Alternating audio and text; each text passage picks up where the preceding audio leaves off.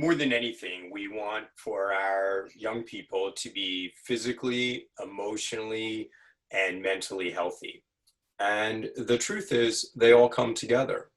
You can't ask a young person to be emotionally or mentally healthy if their bodies aren't healthy themselves.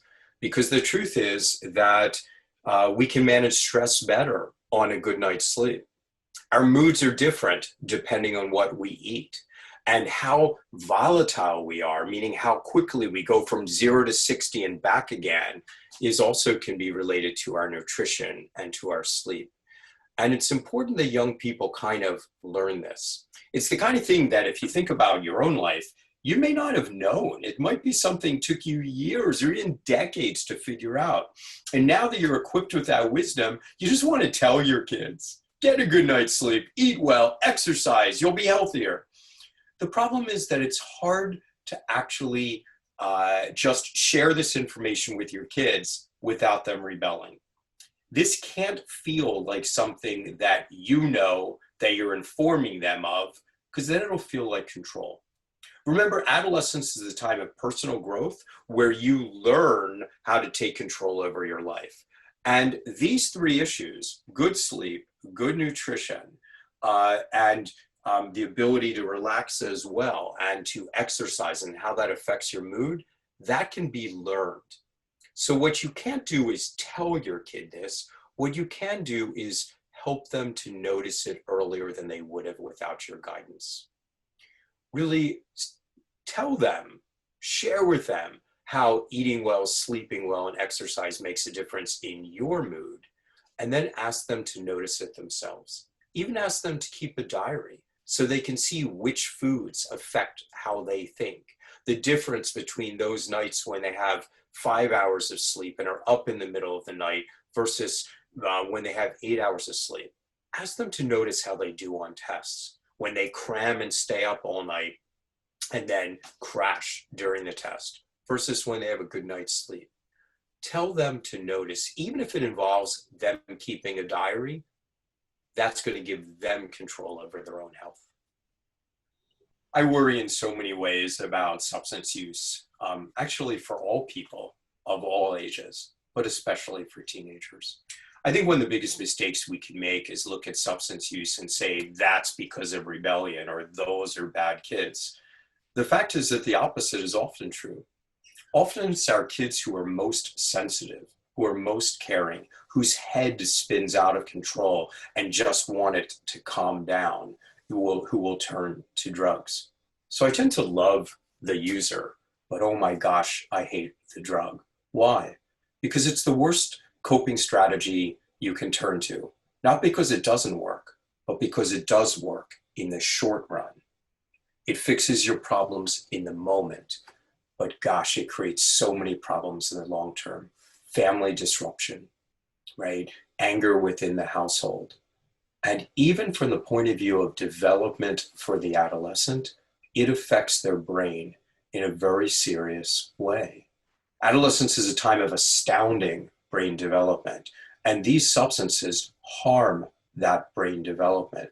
Take marijuana in particular, which is being legalized in so many places. Legalized does not mean it's harm-free, especially for the adolescent brain.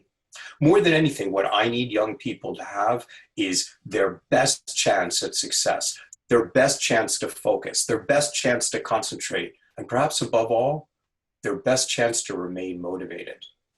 What marijuana does is take that away. It destroys motivation, right? And it really gets in the way of concentration.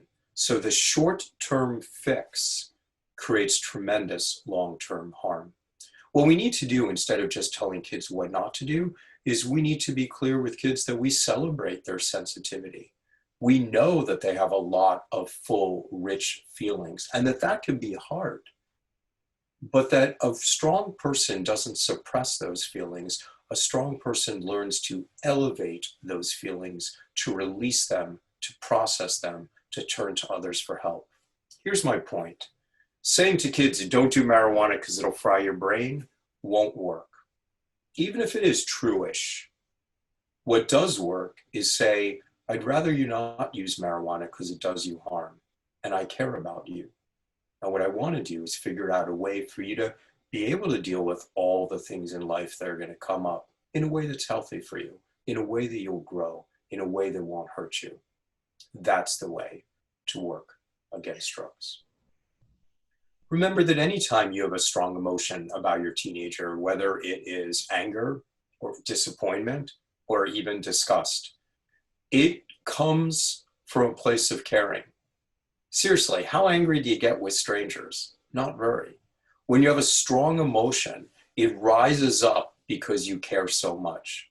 So if you're feeling disgust and it's oriented towards your teenager, remind yourself, it's because I love so much. It's because I care so much that I'm having such a strong emotion. And what disgust is, it has two problems with it. The first is, if someone feels that you experience disgust with them, they're going to feel ashamed.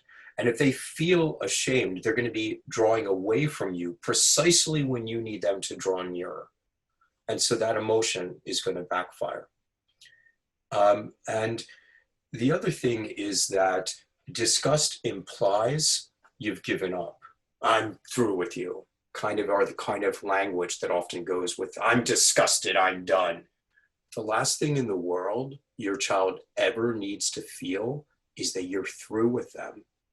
Instead, they have to understand, I care so much that I hold you to a high standard.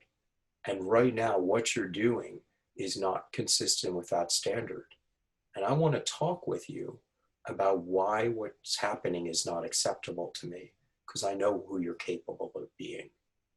That's the way to draw your kid in without shame or stigma, where they know that engagement is what you want, not a new boundary.